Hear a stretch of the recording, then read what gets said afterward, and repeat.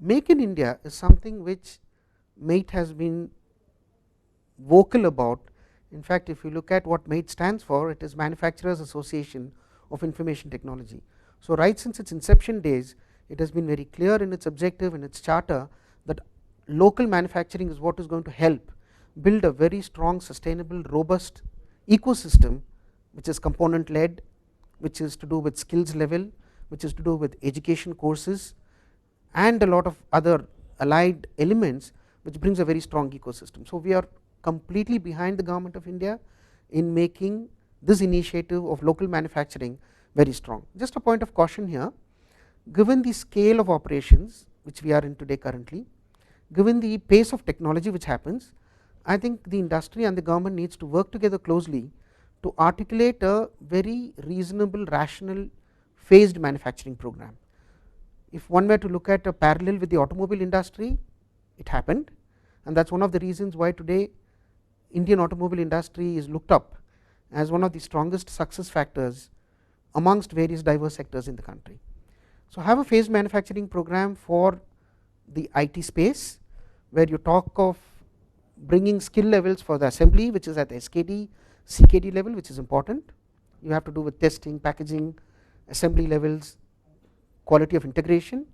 Then move into identifying some components where you build competencies for local manufacture, then move into plastics, and also reconcile to the fact that there could be some perennial items which would continue to be imported. It could be 5%, it could be 20%, it could be 25%, but that should not blind the policy making initiatives today to say that when we talk of Make in India, we need to give it a reasonable time to scale up, build the ecosystem, and bring strong linkages amongst every element in the ecosystem.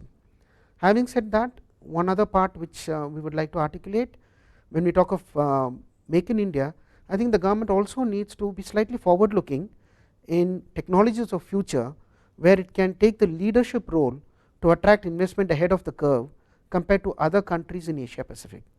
And a couple of elements here which we think are futuristic, but it behoves us to attract investment right today, would be in the area of sensors, which ties into Internet of Things. That's big, and it's a very robust, very dynamic space to talk of technology investment. Second would be displays, basically screens of all sizes. So whether it is a large screen TFT monitor, a gaming monitor, or an all-in-one monitor, right down to phablets, phones, notebooks, and also wearables. So that again is an area where we should attract investment ahead of the curve. 3D manufacturing is something which is gaining traction in many parts of the Western world. That's again an area where we can look at attracting investment ahead of the curve. These are some of the things where, beyond what is conventional business in IT, the government needs to be forward looking to attract investment. So 3 years down the line, 5 years down the line, we become the center of gravity for those technologies from a manufacturing point of view, at least for this part of the globe. Second, MAIT's perspective on Digital India. Digital India fundamentally is an initiative which is at a visionary level, where we are looking at the power of digital to ease out things, to bring in more transparency, to bring in a lot of efficiency in the systems. What MAIT has done is to translate that to action on the ground. We have clearly called out a group called Digital India Action Group, DIAG, which has been operational for the last 6 months, right since the new government articulated this vision. And what we are doing is taking out specific elements there, mapping it to the competencies and the expertise which is available with IT hardware industry, and showing it as proof of concept on the ground. So fundamentally DIAG is translating the vision to something which is tangible, where there is a proof of concept which can be executed on the ground. And we have been in touch with state government entities to say that give us opportunities in areas where we can make this a proof of concept. Examples, we have published a lot of white papers under the MAIT aegis, pooling the common knowledge and competence from various players in the IT industry in the area of UIID. How can we make it more pervasive? How can we make it more easy to roll out? How can we make it more secure? Right, that's one of the things which is plaguing the mind of the common man. Similarly, we have done it for IoT in the area of disaster management. Similarly, we have done it in procurement practices. So we have taken DI as Digital India initiative translated into DIAG, looked at specific focus areas, given it a lot of teeth to translate it into on ground actions, prepared specific white papers which talks of a time bound action plan, and started engaging with some forward looking state governments to give us an opportunity to work together to show the proof of concept. On the topic of recommendations to the union government, something which we are very passionate about, we have not really changed our stance too much if you look at the earlier union budgets as well, but fundamentally we are requesting the government to bring elements into play which makes Make in India or local manufacturing very sustainable. Today the request is that, much like it has been done for mobile phones and tablets, we want that same treatment of a differential duty structure which encourages local manufacturing to be enabled for PCs as well. And that again ties into the earlier comment I made about phased manufacturing program. So bring in local manufacturing ecosystem by giving it a bit of a leg up in the initial phases by a duty differential. That's one big recommendation we have to the government, which ties in with the larger objective of building local skill competencies in manufacturing. The second is in terms of demand boost. So here our request to the government is, please be a big buyer of IT hardware, please be a big adopter of IT technologies in all your operations. We have seen some of the forward looking states in the south, in the west, who by virtue of adopting IT early in the curve have realized the multiplier benefit compared to the other states. So we are looking at projects which are e-governance led, land records led, computerization in larger sense for all citizen delivery projects. So looking at government to boost demand, one, as a big buyer. Second, in terms of boosting demand for a device called PC, we have also recommended two important things. We have said that given the pace of technology in IT, fundamentally technology changes, model changes every 60 days, 90 days, 1 year, we are saying please look at an accelerated depreciation policy which will enable writing off the asset in 1 year, and therefore boost the aspiration level even for SMEs to start adopting technology into their operations, which obviously will have a multiplier benefit in their business productivity. Second, in the consumer space, we have said kindly look at enabling income tax rebate for PC purchase. Now this is not something which has not been practiced by other countries. Malaysia, for example, has a policy in place where an individual consumer, when he buys a PC for his home, gets to have an income tax rebate which is fairly sizable, which helps them look at adopting technology faster for those who have not tasted IT, and for those who have it, look at proliferation for IT products within the family. Father gets to use it, mother gets to use it, kids get to use it, and so on and so forth, and also refresh. So fundamentally that's one other strong recommendation to the government, which is to do with demand boost.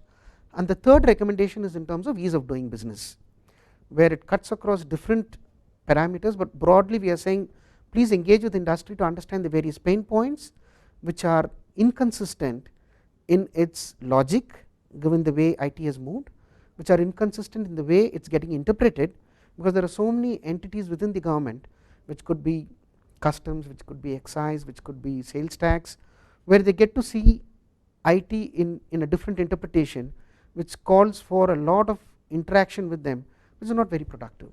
So ease of doing business at a very larger level is another broad recommendation we have done. We have actually given a 86-page recommendation document to the government in terms of budget recommendations. MAIT's outlook for the fiscal 15-16 is positive compared to the earlier year.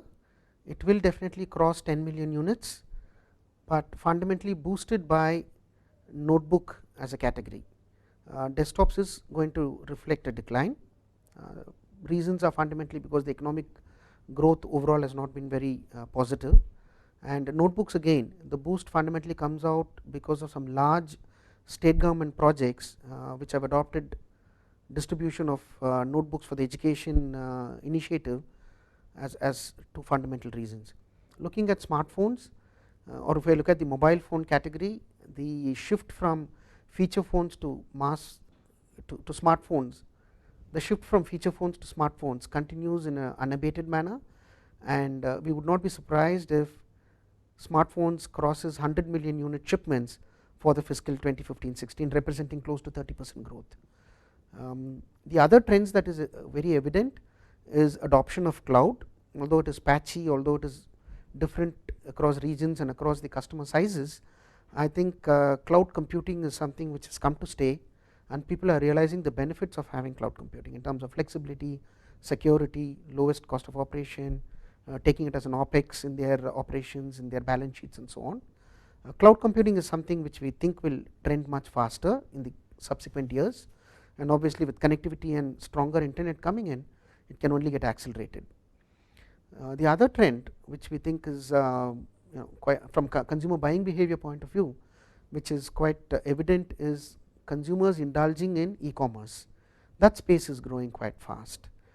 Even in tier 2, tier 3 towns, in fact we are told that some studies by many of the e-commerce players and some of the large IT vendors and consultants indicate that the robustness of e-commerce growth is much stronger in tier 2, tier 3 towns compared to urban centers, which is a good sign, because it fundamentally means awareness level is going up. People are understanding what productivity means in terms of doing the shopping and other transactions, whether it is banking, whether it is railway ticket booking and so on and so forth, right from the convenience of a home sitting in front of a screen.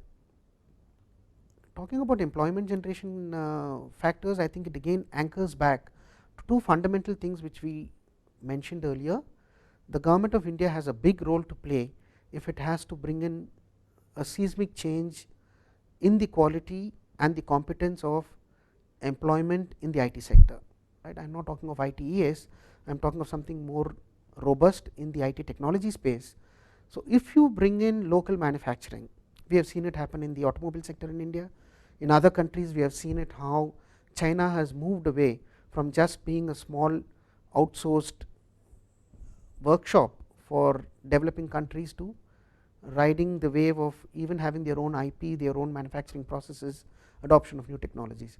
So, fundamentally the government, if it is able to drive the policies in a very robust, relevant, rational manner to attract investment for IT manufacturing, that in itself will kick in a lot of employment opportunities. This is direct.